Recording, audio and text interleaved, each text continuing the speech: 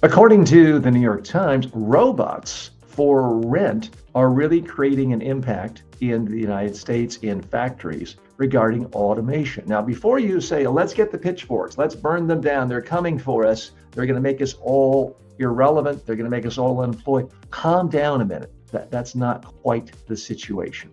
Actually, some good news about what's going on. So, here's the real message here. Robots are working their way into factories across the United States and around the world, and they're being employed, actually. They're not just being bought, they're being rented, and they're doing heavy lifting hour after hour after a day in jobs that most Americans simply can't do, not because they're not hardworking, but because it's backbreaking. So if a robot comes to your factory, don't start with the pitchforks and the torches. Start by thinking, now maybe I could do something that really uses my talents in a richer way. Let's dig a little deeper here. We live in a world of AI and robots and technology that increasingly has people on edge, rightfully so. Certainly, if you are one of the several million car drivers, cab drivers, truck drivers in America, you have to be worried about the idea of automation making you unemployed and unemployable. But not every example of technology is a one-for-one replacement of a human being. The New York Times profiles a company, S&F Foods,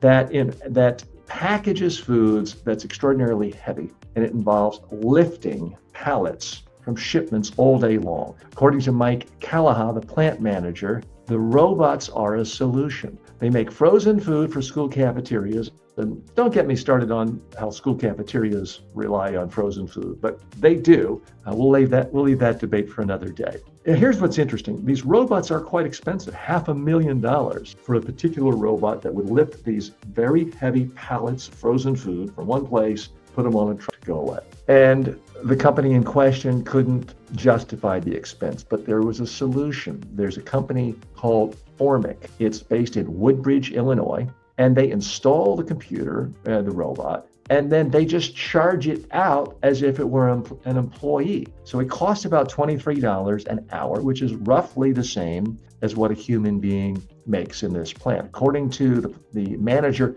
we have very low turnover because we try to make jobs easier. We're a small facility, but we produce about 65,000 pounds of food a day, and it was a back-breaking job. So here they're able to use these rental robots to do heavy lifting. Now, according to the New York Times, roughly 244,000 manufacturers in the United States, about 93% have fewer than 100 workers and 75% have fewer than 20. So there's a tremendous number of manufacturing plants that are really small, and they don't have the capital to go out and build these robots or to buy them for $500,000. But renting them and paying them as an employee is an opportunity. Now, the chief executive of Formic, Simon Forret, said this is where the opportunity is, these small manufacturers. And look, could this lead to robots getting rid of every single job? Yes. Am I asking you as a warehouse worker, a factory worker, to sit back and say, oh,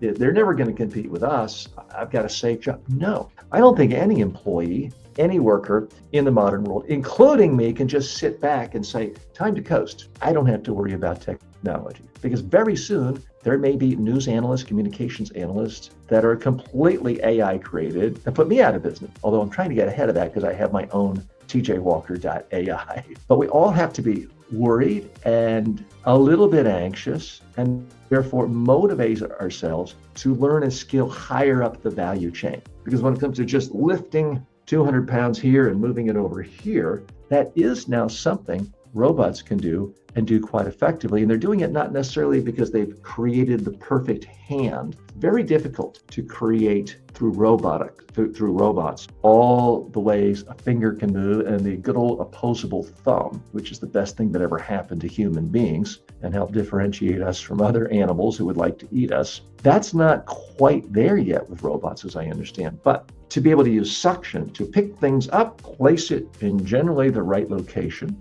and then release the suction, that is actually superior in robots because it can do it without getting tired, without getting sick, without needing a coffee break, without needing a restroom break, without needing a lunch break, without needing bonuses. So I think we're going to see a lot more of these robotics being rented as if they were employees. Now, this, of course, for people who are obsessed with the idea that AI is becoming sentient, it does bring forth sort of Black Mirror concepts and plot devices of at what point does this robot deserve the full integrity and the rights of a human being? I'm not going to delve into that yet today. For right now, let's look at what appears to be a good thing for American manufacturing, which is this idea that robots can be there to enhance manufacturing processes and to take away some of the absolute toughest jobs that are backbreaking in nature, because it's heavy lifting. There's a lot of talk about, from all sorts of ends of the political spectrum, how do we bring manufacturing back to America? Well,